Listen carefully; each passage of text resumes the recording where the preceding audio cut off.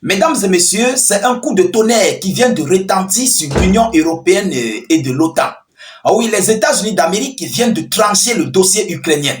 Ils viennent de dire leur quatre vérités et ce qui serait fait lors des négociations de paix. Alors, c'est une très mauvaise nouvelle pour l'Europe tout entière. Ceux-là qui ont financé Volodymyr Zelensky, ceux-là qui ne cessent de bloquer Zelensky à aller sur la table de négociation. Aujourd'hui, Washington vient de décider leur propre sort. Alors, vous savez que Zelensky ne veut pas aller sur la table de négociation, bien sûr, parce que l'Europe donne des dictats à l'Ukraine. Vous comprenez?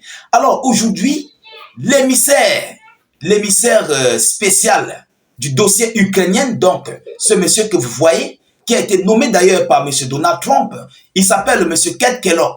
Alors, il vient de trancher l'affaire. C'est lui qui est chargé des va-et-vient. Les États-Unis d'Amérique, l'Ukraine, la Fédération de Russie, c'est ce monsieur. Oui. Alors, qu'est-ce qu'il vient de déclarer? Que l'Europe serait mise à l'écart lors des négociations de paix entre la Fédération de Russie et l'Ukraine. C'est un coup de tonnerre. C'est dévastatrice, mesdames, mesdemoiselles et messieurs. Alors, qu'est-ce qu'il a encore déclaré dans les profondeurs? Et pourquoi il le dit? Et pourquoi Washington prend cette position envers la Fédération de Russie? Sachant que les États-Unis d'Amérique font partie de l'OTAN. Et plusieurs pays, tous les pays de l'Union européenne, la plupart, sont dans l'OTAN. Vous comprenez? Y compris les Britanniques. Mais aujourd'hui, Donald Trump, les États-Unis d'Amérique, tournent leur veste contre l'Ukraine. Qu'est-ce qui n'a pas marché? Voyons voir ce que M. Keith Kellogg nous dit en profondeur dans son annonce, mesdames et messieurs. Alors je vous parle, les Occidentaux ont de l'insomnie totale. Ah oui, c'est la panique générale. Alors, qu'est-ce qu'il dit, chers dames, chers messieurs?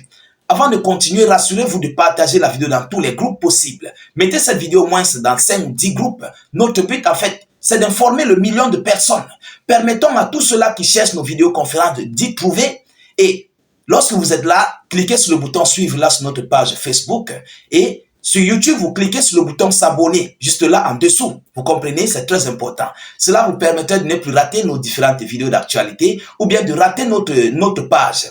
Vous comprenez, que vous soyez dans Facebook ou bien dans YouTube, état d'urgence, rassurez-vous que vous êtes sur notre page état d'urgence. Voilà, mesdames et messieurs, allons-y dans les profondeurs. Selon les informations officielles, l'Europe sera tenue à l'écart des négociations avec la Russie, annoncent les États-Unis d'Amérique.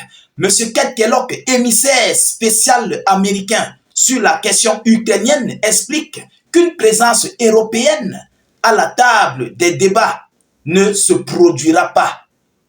Vous comprenez? Est-ce que vous comprenez? L'Union européenne ne passera pas, ne franchira pas la table des négociations. Alors, le lien transatlantique se délite un peu plus après l'annonce par le président Trump et son administration de nouveaux droits de douane depuis les propos du vice-président J.D. Vance sur une supposée baisse de la liberté d'expression en Europe. La guerre en Ukraine devient comme redouté. Un nouveau sujet de tension entre les alliés. Un nouveau sujet de tension entre les alliés. Donc, c'est chaud entre les alliés de l'OTAN. Vous comprenez? Bien sûr, les États-Unis d'Amérique font partie de l'OTAN. Vous comprenez? Alors, le président présent à la conférence de Munich allemand sur la sécurité, l'émissaire spécial de Donald Trump sur l'Ukraine a clairement dit que l'Union européenne sera tenue à l'écart des discussions à venir sur la guerre en cours sur son continent. Interrogé sur une éventuelle présence européenne, Keith Kellogg a répondu sans détour, selon les propos rapportés notamment par l'agence Reuters. Il dit, je cite, « Je viens de l'école du réalisme et je pense que cela ne se produira pas. » Un peu plus tard, il a toutefois tempéré son propos sans rien renier sur le fond. Il dit, je cite, « Cela ne veut pas dire que les intérêts européens ne seront pas pris en compte ou mis en avant. » Vous comprenez? Ils vont Ils n'ont pas le droit, en fait, de venir sur la table de négociation. Mais cela ne veut pas dire que les intérêts européens ne sont pas pris en compte ou bien mis en avant. Les intérêts européens seront là avec l'Ukraine, s'ils le veulent. Oui, s'ils le veulent. Mais on ne retire rien, on n'ajoute rien sur vos intérêts. Vous continuez de prendre votre gaz, vous continuez d'être ravitaillé par l'Ukraine et tout ce qui s'ensuit. Ce n'est pas notre problème. Mais notre problème, c'est que vous ne venez pas sur la table de négociation.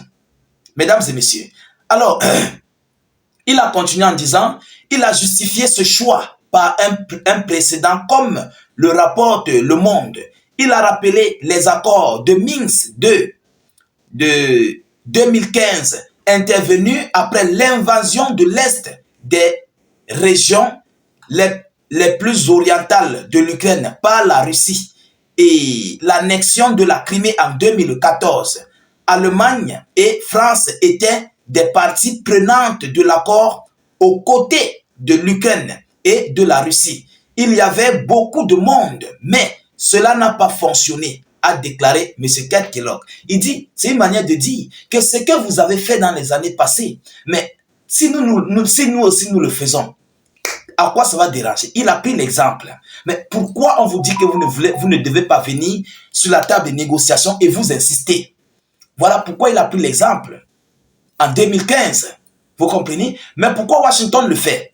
Évidemment, les États-Unis d'Amérique ont compris que s'ils abandonnent l'Ukraine, s'ils lâchent, je disais, s'ils abandonnent la Fédération de Russie, automatiquement, Washington va perdre gros.